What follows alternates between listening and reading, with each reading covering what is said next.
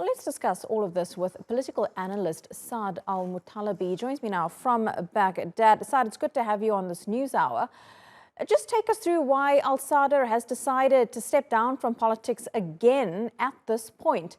What's he hoping is going to happen in the country? Yes, thank you very much, and good morning to you and your viewers. Well, this is one of the mysteries of the whole issue. He didn't manage to form a coalition government or a majority government. Then he ordered his followers to overtake the parliament and stop the political process in Baghdad. And finally, when he failed to convince the constitutional courts to dissolve the parliament, he decided to leave the country or to leave the political life and quit, and left his followers without any lead.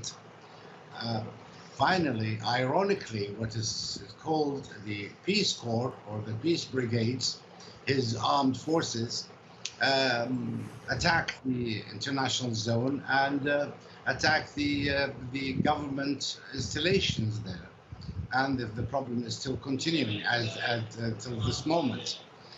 Why he did that, the majority of analysts and political viewers here think that the reason, because he couldn't reach his targets of forming a government to be led by himself and controlled by himself and his followers, he didn't accept that the country is formed of different ethnicities and different political affiliations.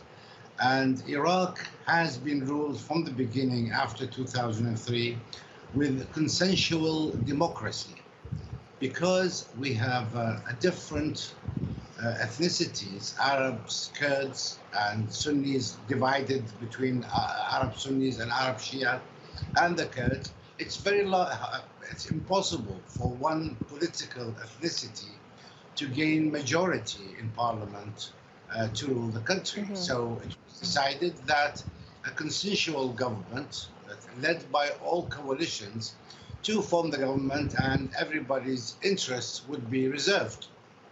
Yeah. Saad, sorry to interrupt you there. I just want to bring to our viewers' attention the live pictures that we are looking at from Iraq's capital, Baghdad, where those protests are continuing. We saw violence erupt last night. The death toll seems to be rising, at least 20. It seems it's still very much a tense calm in Baghdad at the moment. Clashes around that green zone, possible clashes even now.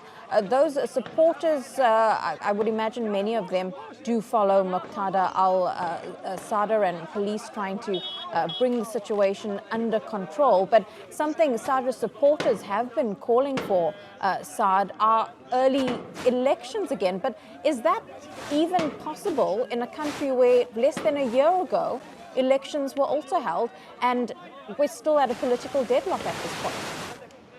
Yes, all political parties agreed for early elections, but it's required the re-establishment of the Iraqi parliament to pass the budget, which will finance the elections, requires the parliament to ratify the election laws and the independent body for elections. All this needs the parliament to be available to pass resolutions and to form an interim government to hold an early election.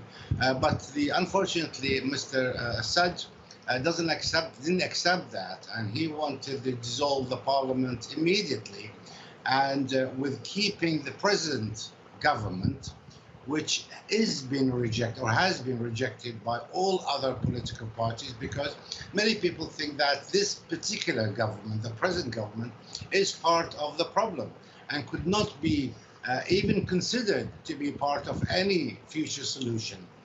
So the one side, Mr. Muqtada al Sadr wants to dissolve the parliament immediately, keeping the present government, keeping the present regulations, and in a way that he could guarantee and a good number in parliament. The other political parties, all the other political parties, believe that this needs to be renegotiated, or at least allow the parliament to pass the budget, to form an interim government, and to look into the laws that the Constitutional Court ordered a review of the election law. Saad Al-Muttalibi, thanks so much for bringing us analysis on that ongoing situation in Iraq. Thank you very much.